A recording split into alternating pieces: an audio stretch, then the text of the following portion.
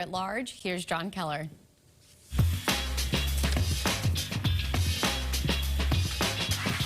Good morning, everyone. Always a pleasure and a privilege to be joined direct from the corner office at the State House by Governor Charlie Baker. Your Excellency, good morning and welcome.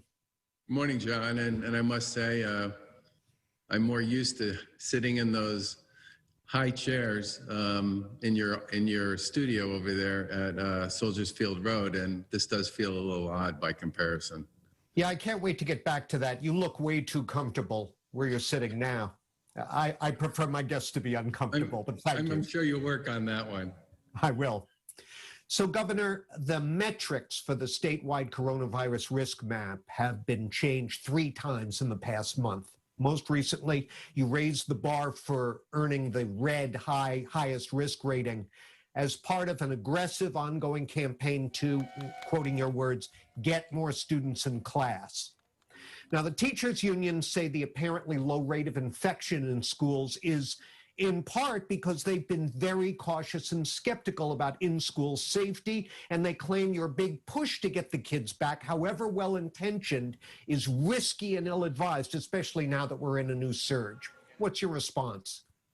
Well, first of all, John, I would just say that there have been numerous longitudinal studies done now of education, K through 12 education we're talking about here, not just in the U.S., but around the world, and they all say the same thing, which is that schools aren't spreaders, especially if people take the proper precautions. And those precautions are currently being implemented by school districts all over Massachusetts and are consistent with the guidance that our administration developed, and they work. And I think the other thing I would just have to point out is we have almost 30,000 kids in parochial schools in Massachusetts. They've been in person now since August.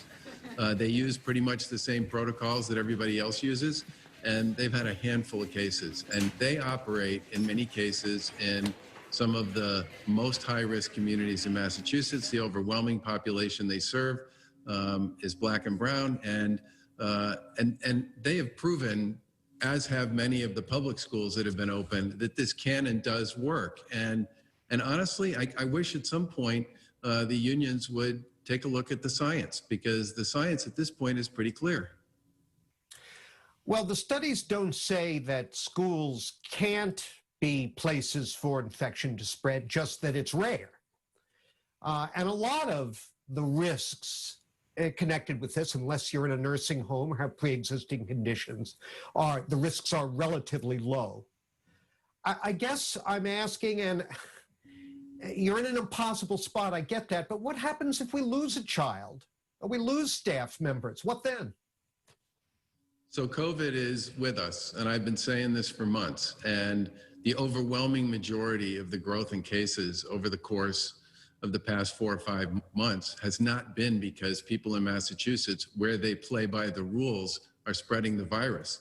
The problem here, and by the way, all over the world and in the rest of the United States, has been the informal, casual, no mask, no distance, no rules behavior that people have engaged in because of something that's now a coined phrase called COVID fatigue. And you look at a state like Rhode Island, where Governor Raimondo there did a pretty interesting analysis that showed that in communities that had in-person school, there were fewer infection rates among kids than there were in districts that actually had remote school. And I think the bottom line here is we should all do everything we can to keep our kids, our economy, and our schools safe.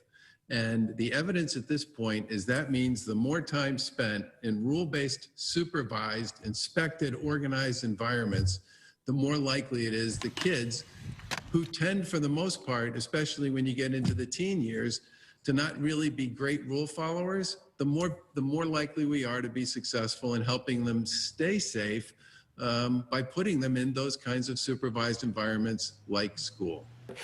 Talking about confusing management of the pandemic, the moving of the bar for the color coding, by saying to cities and towns, hey, you're on your own with policy toward the schools, haven't you kind of made the same mistake the feds have? Well, first of all, we said from the beginning that we would change our metrics only if there was data that justified changing them, and we would continue to talk to colleagues in the healthcare community about doing that. And the most recent change we made, we basically changed one thing, which is we said we wanted to give communities credit for being high testers. And when you're dealing with a surge in a pandemic, you don't want anybody to under-test for any reason at all. And we've been fortunate in Massachusetts to go from very small amounts of testing back in the spring to more in the summer, to the point now where we've increased our testing on a daily basis to the point where we're the highest tester in the US on a per capita basis every day by almost 50%. And I want communities to continue to test and to test aggressively. And we felt it was important, as New York did, to add a measure that incorporated positive test rates into how we calculated how communities were doing. With respect to the second part of your question, I think our messaging overall on most issues has been not just processed, but also informed and based on the science as we understand it. And we've made clear that if the science changes, our messaging will change. With respect to schools, we here in Massachusetts have said for years, and this is a statutory issue in terms of how we're organized, that the state is in charge of guidance, financial support, and accountability standards, and locals make the call about what the actual game on the ground looks like in each community. And I think that has, since we have 351 cities and towns, I think that has served us well. But I'd be kidding if I said it doesn't frustrate me when I watch school committees and superintendents do a spectacular job of developing protocols for how they can do in-person education and then not be able to sell it to the union and their community and end up with what I think they would argue is a less than satisfactory solution for kids. We continue our conversation with the governor of Massachusetts, Charlie Baker, in a moment. Please stay with us.